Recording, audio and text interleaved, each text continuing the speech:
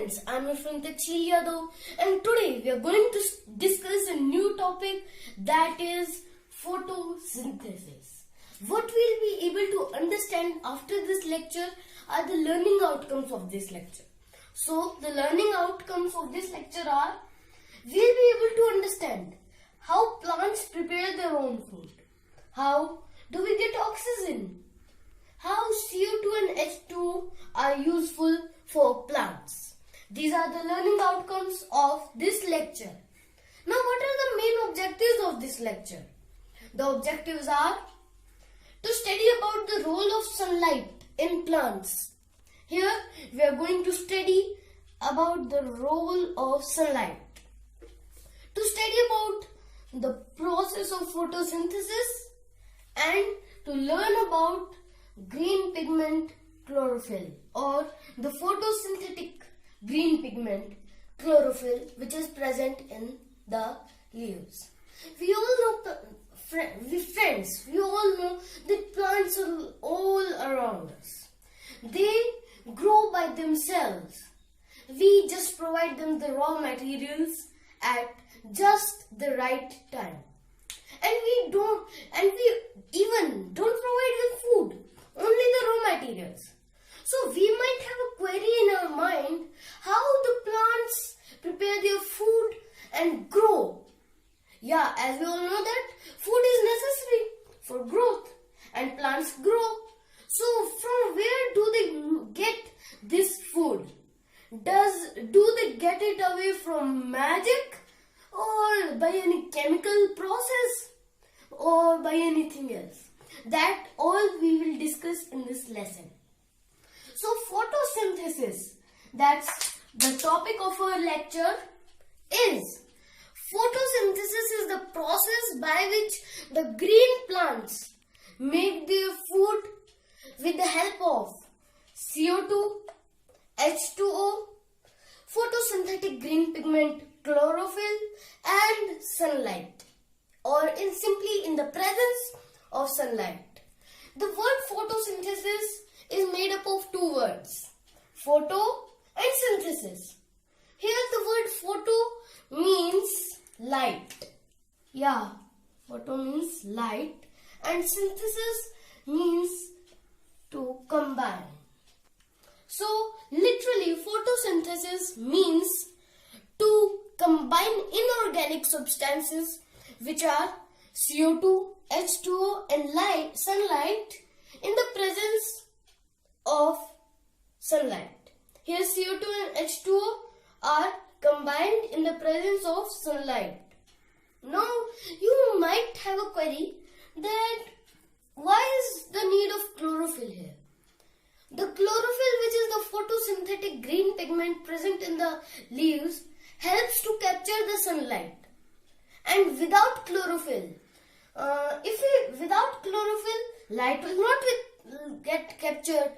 And when light will not get captured, how will we combine CO2 and H2O? As light, in the presence of light, we can do so. Yeah.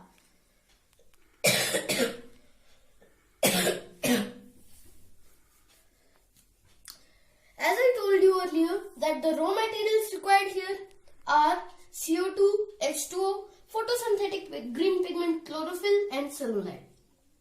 So, photosynthesis is the process in which these two substances are combined in the presence of light. Now, from where do plants get these raw materials? CO2. CO2 is taken from the air. Air is all around us as the earth has a blanket of air around it known as the atmosphere. And in the atmosphere, 0.03% is the composition of carbon dioxide or CO2. So CO2 is taken from the air or the atmosphere, we can say, by the plants through stomata. Yeah, in the absence of stomata, yes, if stomata is not present, carbon dioxide will not be able to go in the leaves. And when carbon dioxide cannot go in the leaves, how can they perform the process of photosynthesis? Water. Water is taken by the plants through their roots from the soil. In the roots, xylem tubes are present with the help of root hairs and xylem tubes. Water and minerals are transported from the soil to the leaves. And after manufacturing or after synthesizing food in the leaves, food is sent to all parts of the plant. Now, sunlight. As you know, sun is the main source of heat and energy for our earth. And sunlight comes from the sun. This is a very easy thing.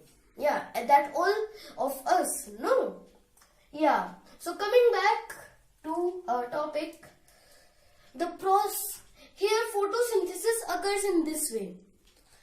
6 molecules of CO2 with the help of 6 molecules of H2O together, when combined with the help of chlorophyll in the presence of sunlight, make C6H12O6 or simply glucose, and the remaining 6O2 oxygen is given out by the plants, and by this process we all get oxygen. Now you must have thought that when food is made extra in the plants, where does it go? So it is stored. Yeah, it is stored in the leaves in the form of starch. That is a very common substance. And leaves are, when eaten by herbivores, gives them starch. Yeah.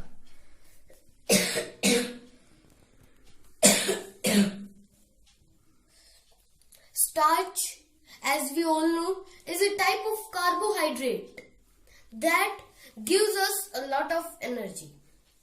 So this was the whole analysis of the topic photosynthesis. I have a small question for you.